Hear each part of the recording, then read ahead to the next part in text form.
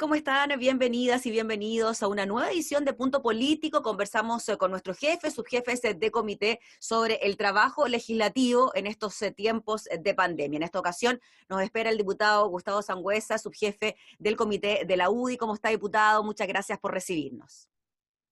Muy bien, Gabriela, gusto de saludarte nuevamente ahí, retomando en gran parte de las comunas de nuestro país ya la normalidad en términos generales, ya desde fase 3 hacia arriba es bastante más agradable.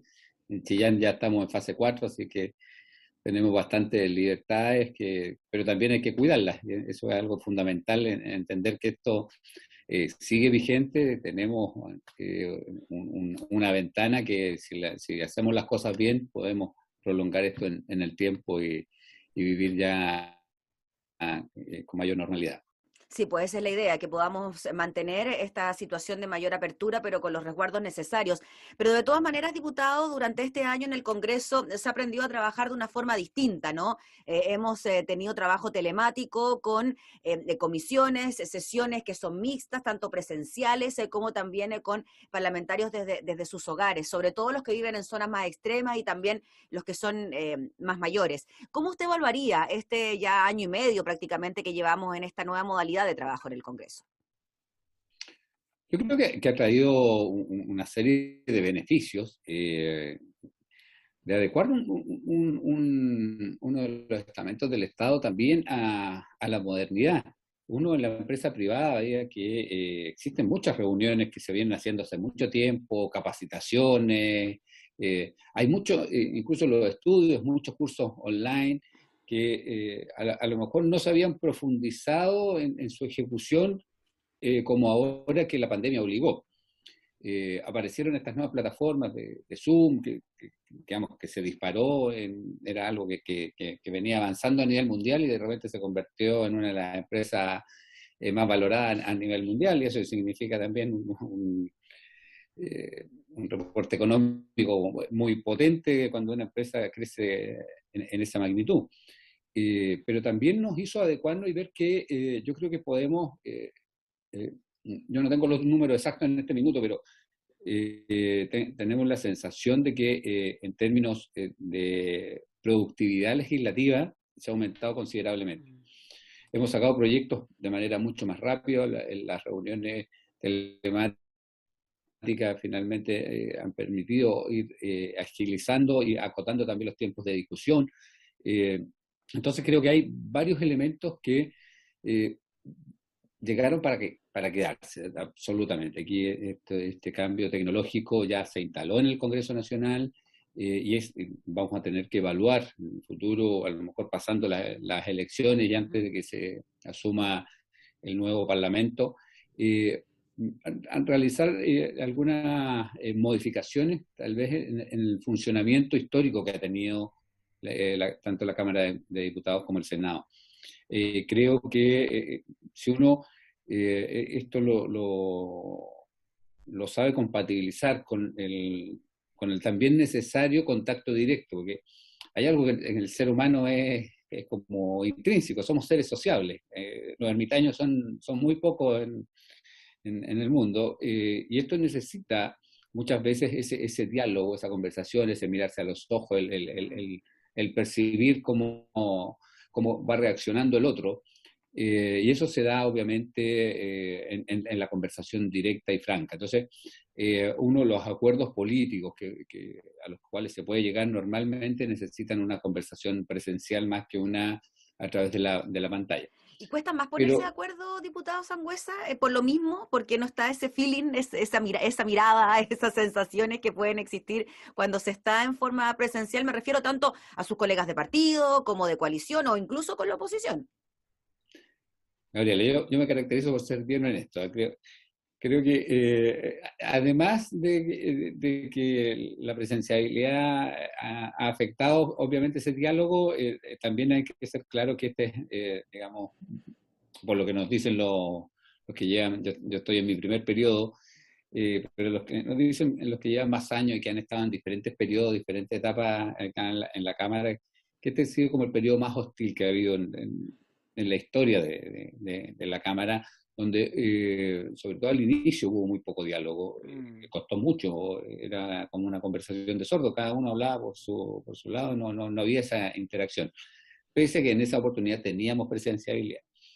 Pero como todos los grupos humanos, y que yo creo que se ve un poco que la esperanza que tengo yo con la Convención Constitucional, que uno ve que no hay ninguna posibilidad de diálogo, uno no tiene ninguna esperanza de que salga algo positivo de ahí, pero también tengo fe en que el ser humano, después de 3 meses conviviendo en los mismos espacios, conviviendo en diferentes instancias, el trabajo en comisiones que van a tener que comenzar a realizar, ya te vas conociendo como persona y eso obviamente que permite avanzar de mejor manera. Entonces yo creo que hoy día, con la utilización de la tecnología, porque aquí no hay un cambio tecnológico, la tecnología estaba, sino que la Cámara de Diputados se puso al día en la utilización de la tecnología. ¿En qué? En poder tener estos contactos virtuales, pero también en poder votar de manera remota con un sistema que dé las seguridades para poder realizarlo de manera adecuada. Y eso conlleva varios elementos también. Eh, nosotros no estamos ajenos, por ejemplo, a ataques cibernéticos, por lo tanto uno tiene que mejorar los cortafuegos que tienen los sistemas para dar la seguridad en que no sean intervenidas, por ejemplo, el proceso de votación, pero también el resguardo de toda la información que tiene la Cámara de Diputados.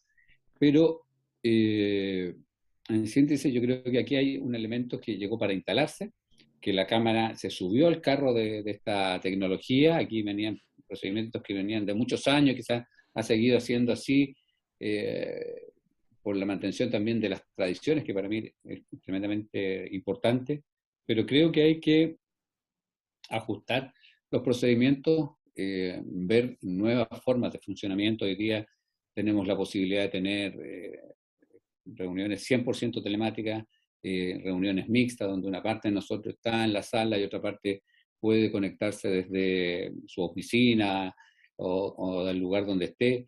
Ahí hay que regular un poco, porque se supone que cuando uno está frente a la pantalla es la extensión de la sala, por lo tanto tenemos que tomar los resguardos de qué aparece atrás.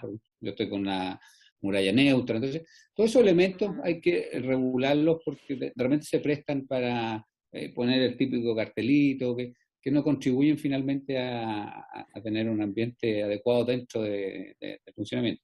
Diputado, Pero, ¿sí? sí, y sobre eso le quería preguntar, sobre todo, diputado Sangüesa, el trabajo de comisiones. Hay algunos parlamentarios que dicen que quizás se puede perder de alguna manera la calidad o la profundidad del debate cuando hay parlamentarios que, por ejemplo, están con la cámara apagada o que no están tan presentes en la conversación. ¿Cómo ve usted eso? ¿Usted cree que finalmente esa posibilidad de conectarse vía Zoom a las comisiones se tiene que mantener, pero con ciertos resguardos? ¿Cómo lo ve usted? A ver, yo creo que aquí hay la responsabilidad de cada parlamentario es individual. Yo puedo estar presente en una reunión, pero no estar colocando atención también. O sea, se pueden Sí, dar las claro. dos cosas. Puedo estar puedo estar con la pantalla apagada, pero colocando el 100% de Sí, atención. claro. Sí, claro. Entonces, a veces es más cómodo. A mí me ha pasado, por ejemplo, que de repente estoy tomando alguna reunión de comisión en la casa, y no sé, andan los niños jugando, entonces uno igual está distraído, Sí, claro. y eso afecta la imagen que tú estás proyectando en pantalla. Pero eso no quiere decir que no estés colocando atención. Entonces hay elementos que es dable poder regularlo. A lo mejor debiese ser exigible, por ejemplo, que esté la pantalla prendida. O sea, esos elementos tenemos que irlos trabajando. Por eso yo te decía que a lo mejor después de las elecciones es un tiempo adecuado como para dejar algo preparado entre las elecciones son el 21 de noviembre, dejar algo preparado entre el 21 de noviembre y el 10 de marzo para que el nuevo Parlamento digamos, asuma con esta reglamentación. Porque aquí, ¿qué es lo que ha ayudado mucho? Por ejemplo, personas que en algún minuto pueden tener algún problema físico, que no pueden trasladarse, puedan conectarse telemáticamente. A veces, bueno, ahora por producto de la pandemia, el tema de los vuelos a nivel nacional afectó el traslado de los parlamentarios de las regiones más extremas, por eso se reguló y se permiten las sesiones mixtas. Entonces te ayuda a poder tener la presenciabilidad de muchos más parlamentarios en las reuniones. Y creo que también hay un tema de costos, porque a lo mejor, por darte un ejemplo, si nosotros cambiamos el sistema y en vez de estar una semana en los distritos, como ocurre hoy día, a lo mejor lo invertimos y estamos una semana en Valparaíso, por lo tanto tendríamos traslado, todo el costo que tiene, Disminuye, claro. digamos, que nosotros lleguemos acá y sesionar y nosotros venir a votar. Y toda la discusión, digamos, hacerla desde digamos, de las regiones o los distritos, de las circunscripciones a la cual pertenecemos. Entonces, tendríamos a lo mejor la misma productividad legislativa o aún mayor, porque dejaríamos las otras semanas para discusión, y eso nos permitiría a lo mejor avanzar más rápido. Y eso podría ser en forma, claro, en forma telemática como se ha hecho hasta ahora. Absolutamente telemático. Entonces cuando ya tienes que, para no perder lo que decía antes, esta sensibilidad que tiene la conversación, el tú a tú, también dejar una o 2 semanas. Entonces hay que buscar nuevas fórmulas, pero yo creo que la pandemia nos trajo que, por un lado, la Cámara se actualizó, se modernizó, se subió a este carro, quedó a la vanguardia al tener un sistema que es capaz de tener a más de 155 personas, más todo el soporte y todo, estamos hablando de 160, 170 personas que están interconectadas, que tenemos la capacidad de poder votar de manera remota. O sea, hay muchos elementos positivos que ayudan a poder realizar un mejor proceso legislativo. Yo creo que ese es el foco final que tenemos que poner. ¿Cómo nosotros mejoramos el proceso legislativo? Tanto en la capacidad que tengamos para mejorar los proyectos de ley en su contenido, y también cómo lo hacemos más ágil, de manera de responder a las demandas ciudadanas con la prontitud y la celeridad que se requiere. Una de las grandes críticas que hay al Congreso es que muchas veces los proyectos duermen, así es el término que ocupan, que duermen durante mucho tiempo. A veces porque hay intereses encontrados en algunos temas específicos, pero otros es porque efectivamente no se tiene la celeridad y el sentido de urgencia que tienen muchos proyectos para la ciudadanía.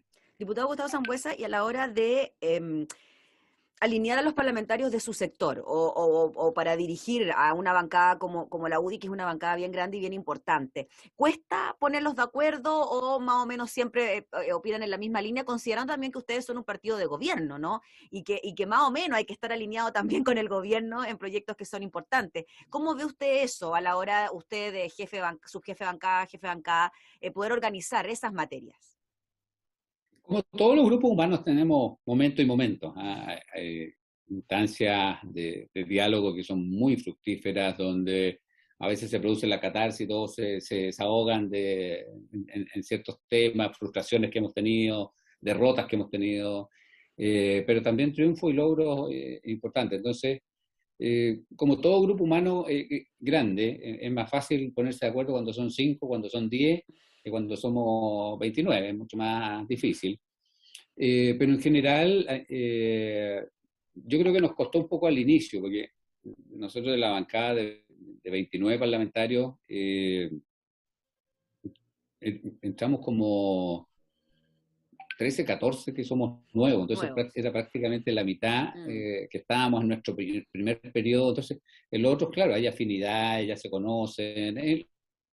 Es lo mismo que entrar a un curso nuevo. El compañero cuando nuevo, tú llegas claro. como el compañero nuevo, entonces de repente te sientes más acogido, otros menos acogidos, pero hoy día yo creo que tenemos un grupo que ya se afiató y que además tenemos como horizonte que más de 10 de los que están se van.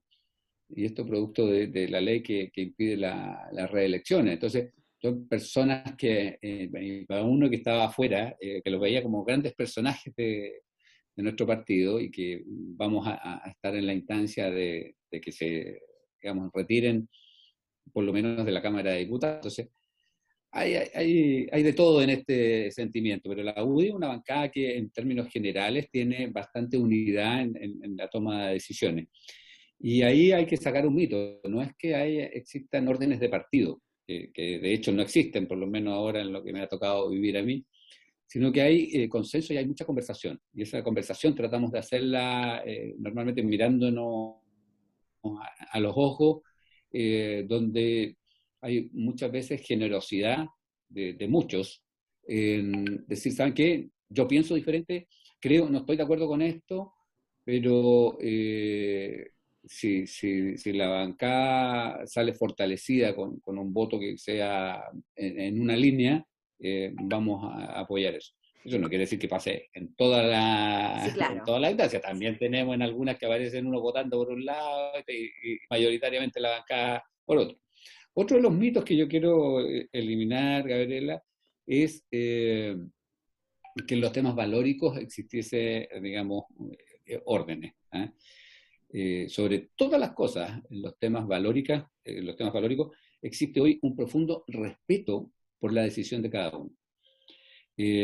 Podemos discrepar, puede ser 28-1, pero hay que respetar ese uno. Y en ese sentido la UDI es un partido que yo creo que a través del tiempo, y yo lo destaco cuando estoy en reuniones con la ciudadanía, la UDI es el partido que más ha evolucionado en los últimos 30 años. Desde un partido que se oponía tenazmente al divorcio, eh, y hoy día tienes un partido que respeta todas las sensibilidades, que respeta todos los pensamientos y que es capaz de incluirlos a todos y de, teniendo esas diferencias y respetando esas diferencias, ir construyendo un proyecto político para nuestro país. Y así como en la UDI quizás en algunos aspectos cuesta ponerse de acuerdo, a pesar de que son bien ordenados y no hay órdenes de partido, ni tampoco imposiciones valóricas, como usted nos decía, es también complejo o no tanto ponerse de acuerdo con sus colegas de coalición, considerando también la variedad que hay, ¿no? Con RN, con los Evópoli, y como lo decía al principio cuando entramos en este tema, siempre me imagino yo tratando de seguir una línea que es la del gobierno. Ustedes son una coalición de gobierno, apoyaron un gobierno en particular.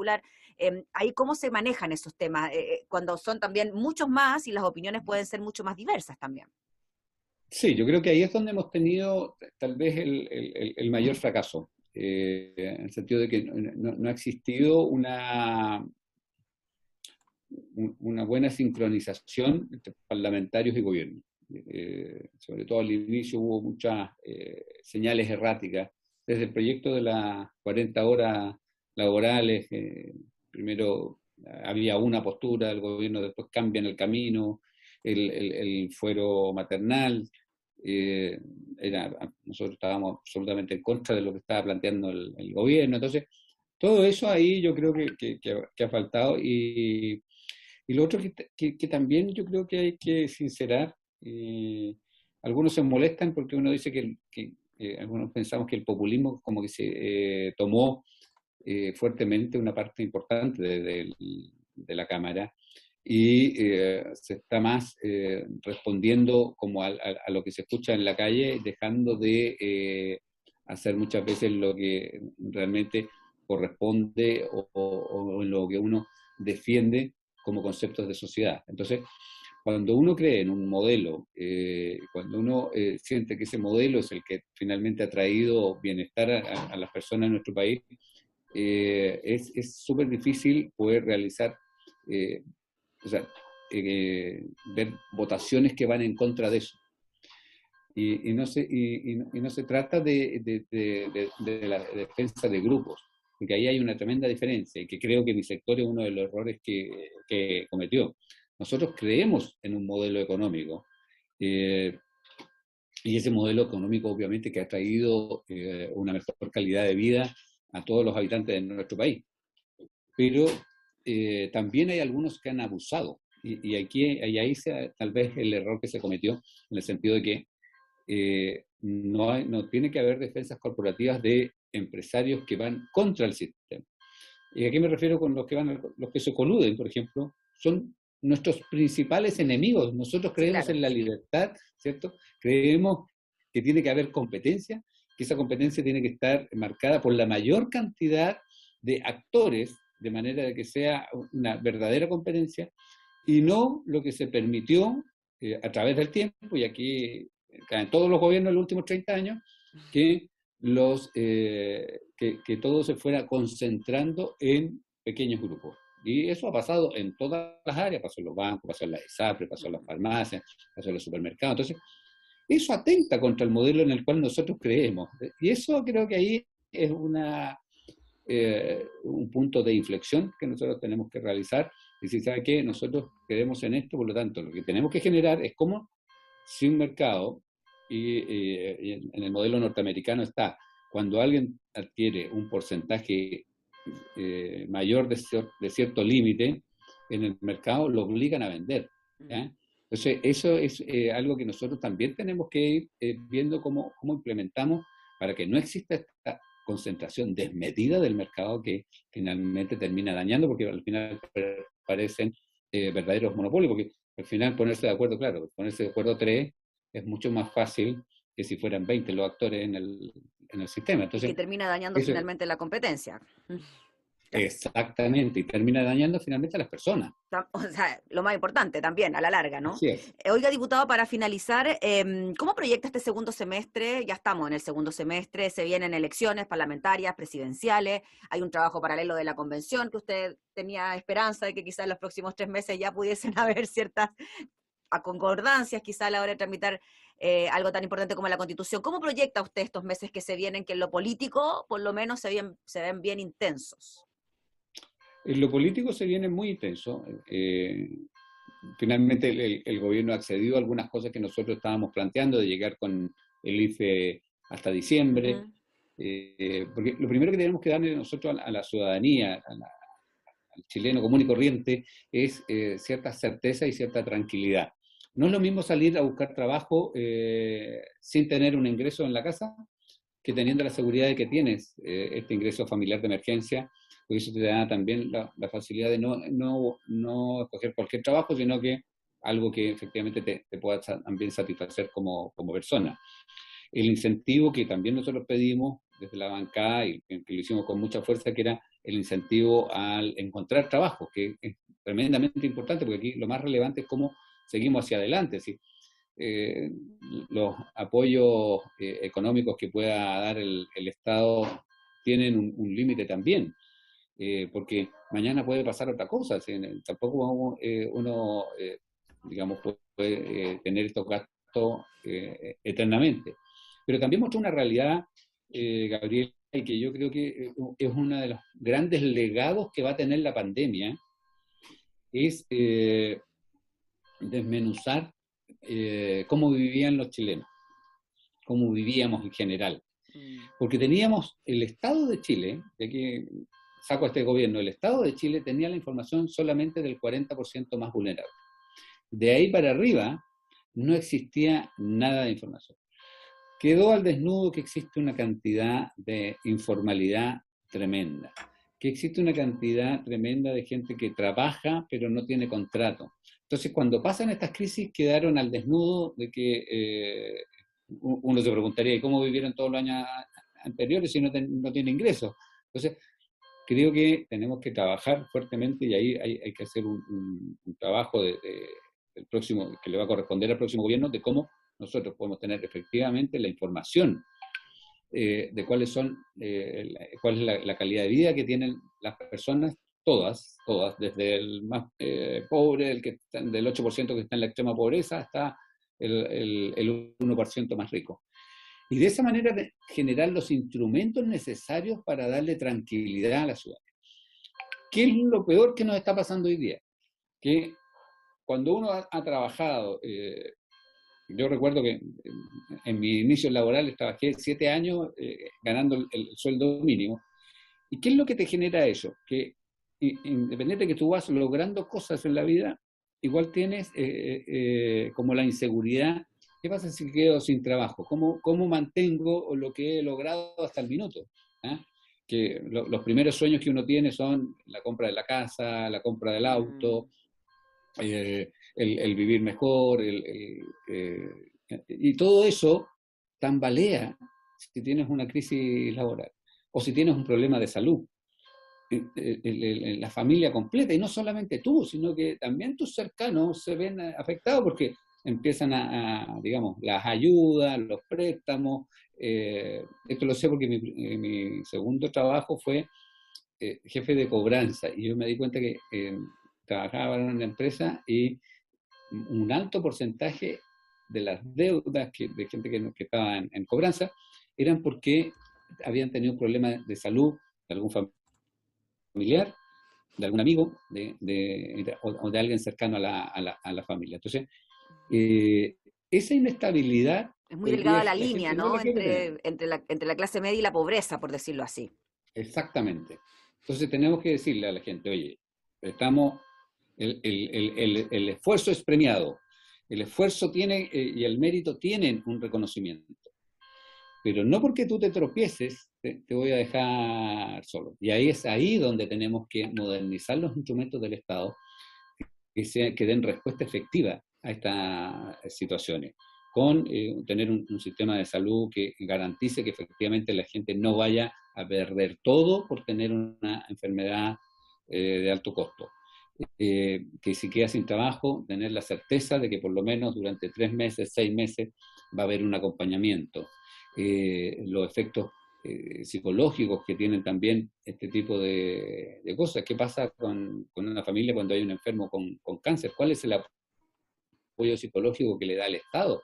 Porque no es solamente el efecto que tiene en términos económicos, sino que también hay un efecto psicológico en todo el entorno familiar. Entonces, tenemos hartos desafíos. Creo que la pandemia nos ayudó a mostrar muchas realidades que a lo mejor estaban invisibilizadas, que tenemos muchas carencias como sociedad, pero también nos ayudó a mostrar que hemos avanzado considerablemente, que tenemos un mucho mejor país que hace 30 años atrás. Yo que cuento como talla porque cuando tengo reuniones con grupos de jóvenes, les pregunto a la generación que tiene menos de 20 años si conocen la OJ. Y la gran mayoría no las conocen. ¿Ah? Esa es la realidad de este nuevo Chile que construimos, del cual nos sentimos orgullosos de haber avanzado, pero que también nos sentimos responsables de que hay una parte que se quedó como fuera del sistema y que no hemos tenido la empatía necesaria para tomarlos de la mano y decirles cómo seguimos hacia adelante, cómo los insertamos en el sistema, cómo respondemos a las necesidades que ustedes también tienen. Diputado Sangüesa, le agradecemos enormemente por su tiempo, por hablar de estos temas que son tan importantes para el trabajo legislativo y también para el país. Están sonando los timbres de la Cámara, así que ya lo están llamando para ir a sesión. Le agradecemos enormemente, diputado Sangüesa, por su tiempo, por esta posibilidad de conocer más también sobre el trabajo legislativo. Así que esté muy bien y nos reencontramos en una próxima oportunidad. Chao, Gabriela, que esté muy bien. Diputado, que esté muy bien. Era el diputado Gustavo Sangüesa, subjefe de bancada de la UDI, hablando entonces en una nueva edición de Punto Político. Nosotros nos reencontramos próximamente. Que esté muy bien, hasta entonces.